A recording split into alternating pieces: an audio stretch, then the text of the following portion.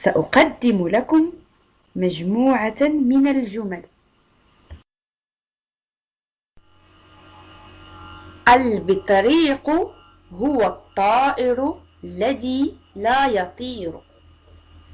الفأرة هي التي جنت على نفسها. النسران هما اللذان يتقاتلان. القطتان هما اللتان تتربصان بالفأر. لاحظوا الكلمات التي كتبت باللون الأحمر.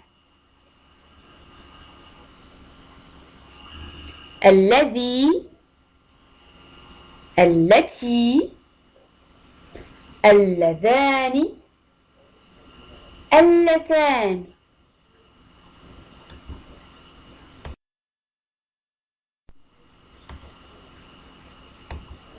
الذي، التي، اللذان، اللتان.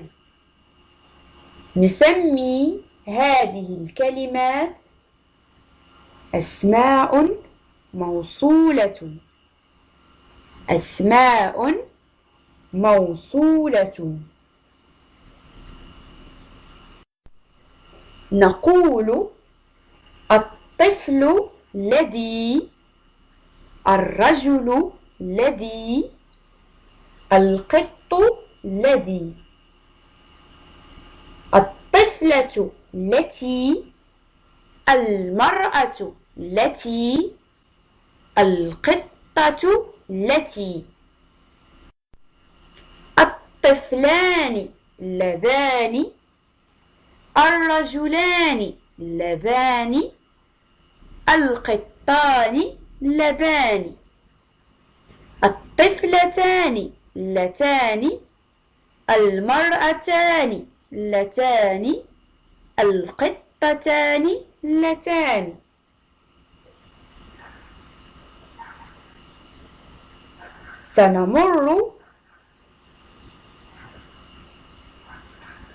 أتمم الجمل بما يلي: التي، الذي، اللذان، اللتان. الحارس هو يفتح الباب. الأم هي تعد طعام. العداءان هما فازا في السباق.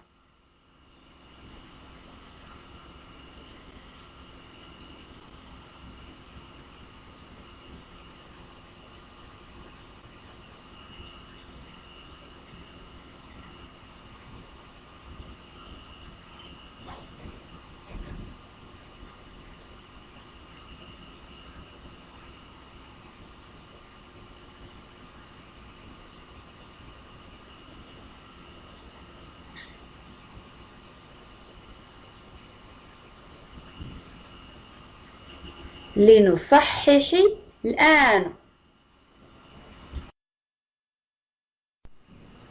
الحارس هو الذي يفتح الباب.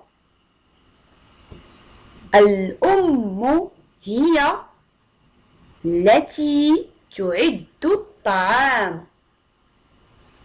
العداءان هما اللذان فازا في السباق.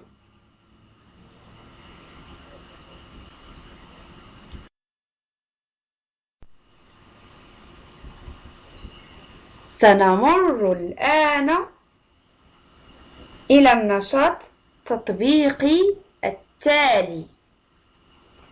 أصل بسهم.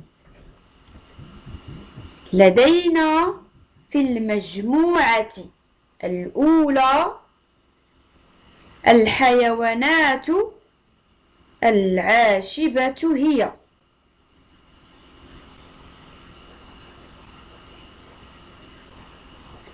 قدما بالطريق هما. هذان طائران هما. هذا هو الغراب. أما المجموعة الثانية فنجد فيها الذي، التي، اللتان، اللذان. في المجموعة الثالثة نجد تساعدانه على الحركة. حبس في القفص. تتغذى على العشب. طرد من الغابة.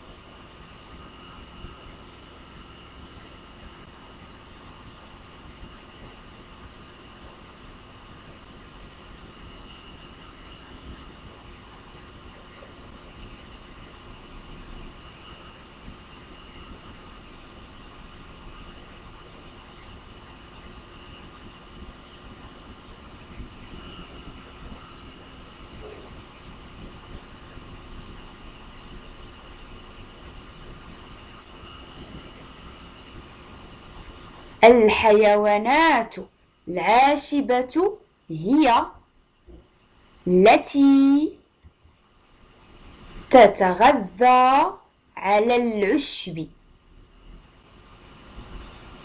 قدما بالطريق هما اللتان تساعدانه على الحركة.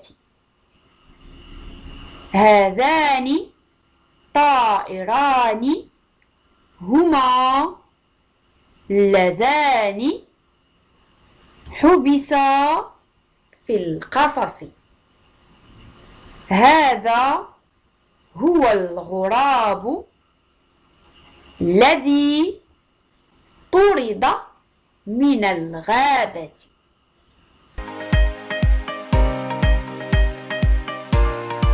أضرب العدد المعروض على الشاشة في 10. 0. 0 في 10 تساوي 0. ممتاز. 6. هيا بسرعة.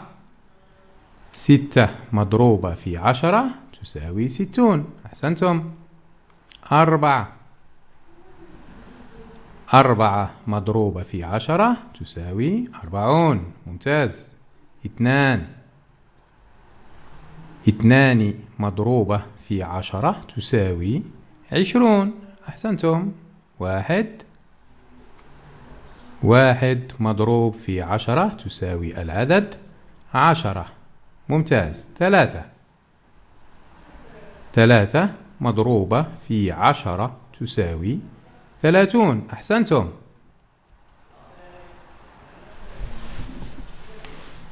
نقول 5 مضروبة في 10 تساوي 50. أحسنتم. 8. 8 مضروبة في 10 كم تساوي؟ هيا 80. ممتاز. 9. 9 مضروبة في 10 كم تساوي؟ هيا يا أطفال 90. أحسنتم. 7. 7 مضروبة في 10 كم تساوي؟ هيا يا أبنائي كم تساوي؟ 70. ممتاز. أحسنتم. لننتقل لتذكر ما درسناه في الحصة الماضية في درس المجسمات. إذن هناك مجسمات تعرفون أسماءها وعدد وجوهها وعدد حروفها وعدد رؤوسها. نبدأ بالمجسم الأول. ما اسمه؟ نعم، إنه المكعب. عدد وجوهه 6. أحسنتم. عدد حروفه 12. ممتاز. وعدد رؤوسه 8. ممتاز. إذن المجسم الثاني، نعم أحسنتم، إنه متوازي المستطيلات. عدد وجوهه 6. نعم. وعدد حروفه 12. نعم. وعدد رؤوسه، عدد رؤوسه 8. أحسنتم. ممتاز. المجسم الثالث، المجسم الثالث هو الهرم. نعم، إنه هرم. عدد وجوهه 5. نعم ممتاز. عدد حروفه 8. وعدد رؤوسه 5. أحسنتم يا أحبائي. إذن لننتقل لدرسنا لهذا اليوم، الذي سوف نتعرف فيه على مفهوم جديد. لاحظوا معي الإناءين، الإناء 1 والإناء 2. هيا، من منهما به أكبر كمية من الماء؟ من من الإناءين به أكبر كمية من الماء؟ هل يمكنكم التخمين؟ لاحظوا جيدا. سوف نرى. لنجري التجربة، سوف نفرغهما في كؤوس لها نفس القياس ونعدها معا. نبدأ بالإناء 1. 1 2 3 4 5 6 7. إذن الإناء 1 فيه 7 كؤوس من الماء. لننتقل للإناء 2.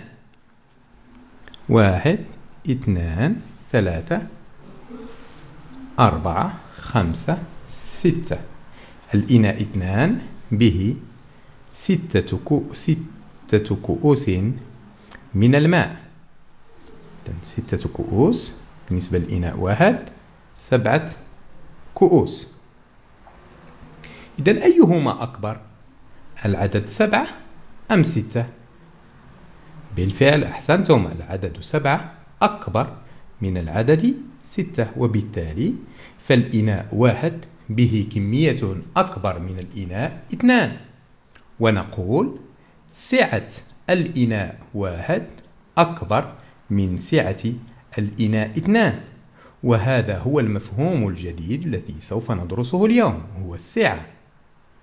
وسوف نتعرف على وحدات قياسها. لننتقل لنشاط آخر. لاحظوا هذه القنينات. هل يمكن التعرف على التي بها ماء أكثر؟ القنينة الأولى؟ لا أدري، ممكن. أم الثانية؟ أم الثالثة؟ لا نستطيع الجزم. هيا لنقم بقلب القنينات. القنينة الثانية ثم الثالثة. لاحظوا الآن القنينات الثلاث بها نفس كمية الماء.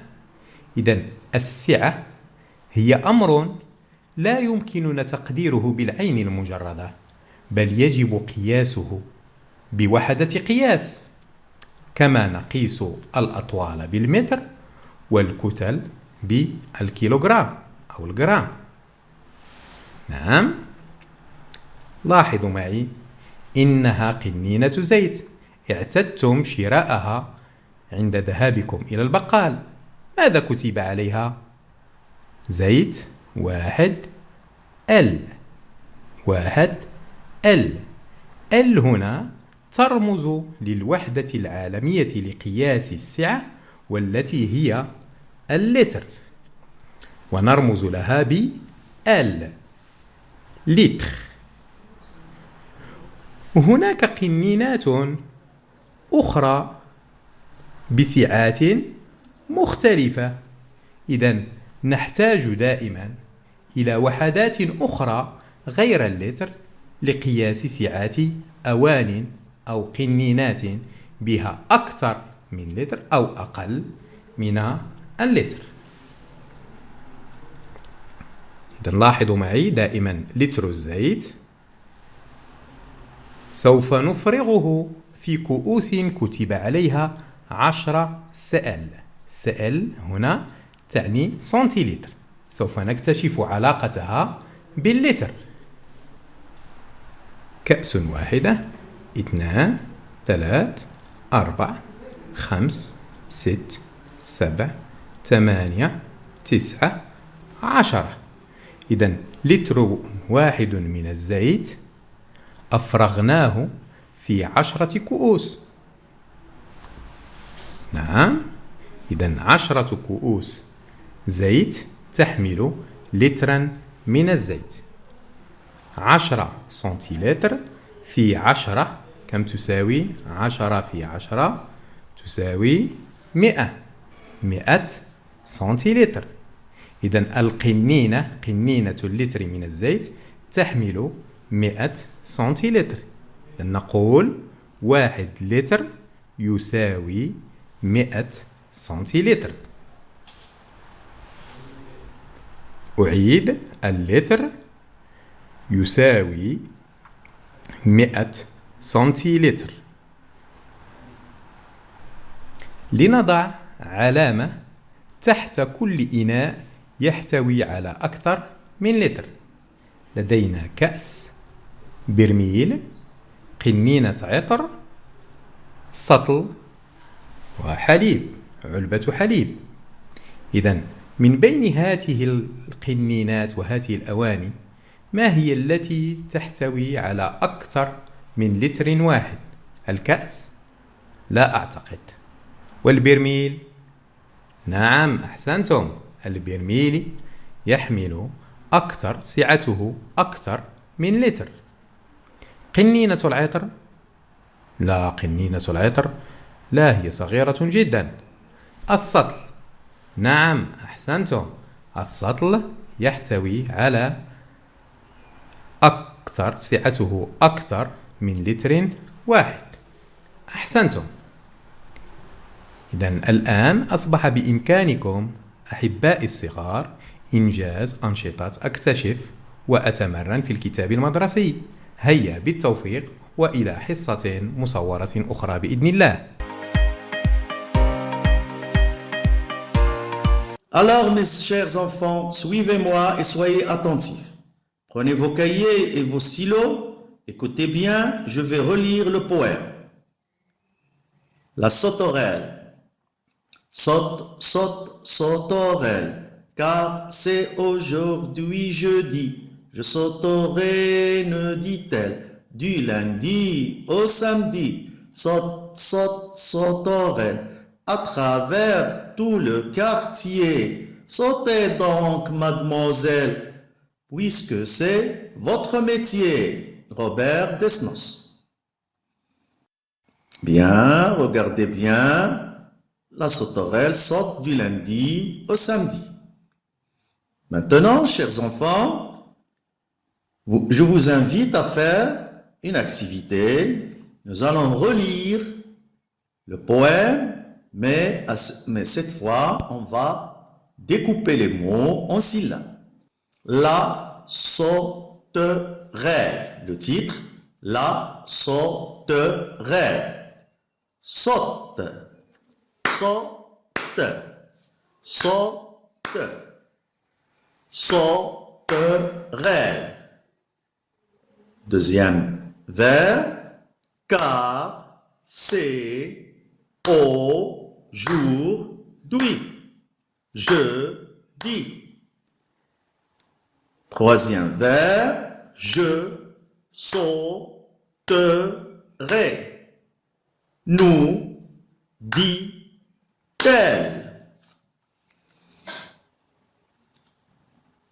Du lundi au samedi. Saute, saute, sauterelle.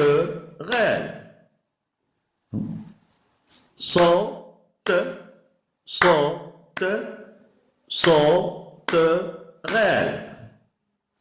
À travers tout le quartier.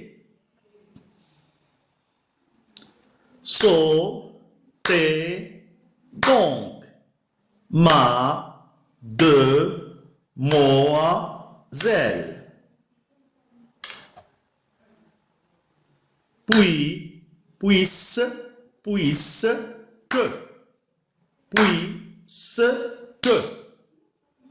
c'est votre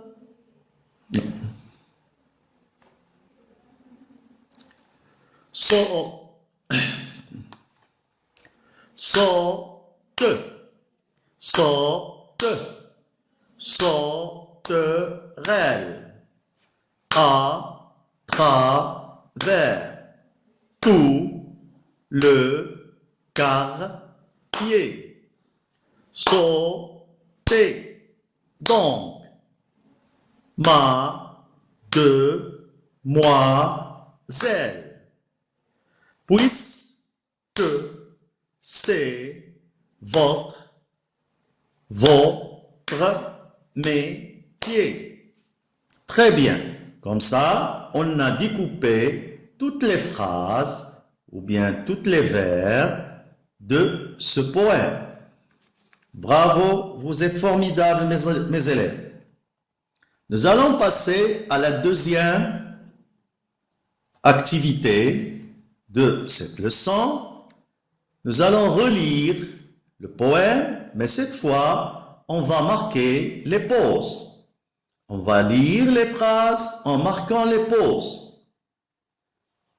Bien, je vous donne quelques minutes pour que vous puissiez lire le poème et vous le découpez en pauses. Très bien. Nous allons relire ensemble ce poème en le découpant et en le marquant les pauses. La sauterelle. Saute, saute, sauterelle. Saute, saute, sauterelle. Car c'est aujourd'hui jeudi. Car c'est aujourd'hui jeudi. Car c'est aujourd'hui jeudi.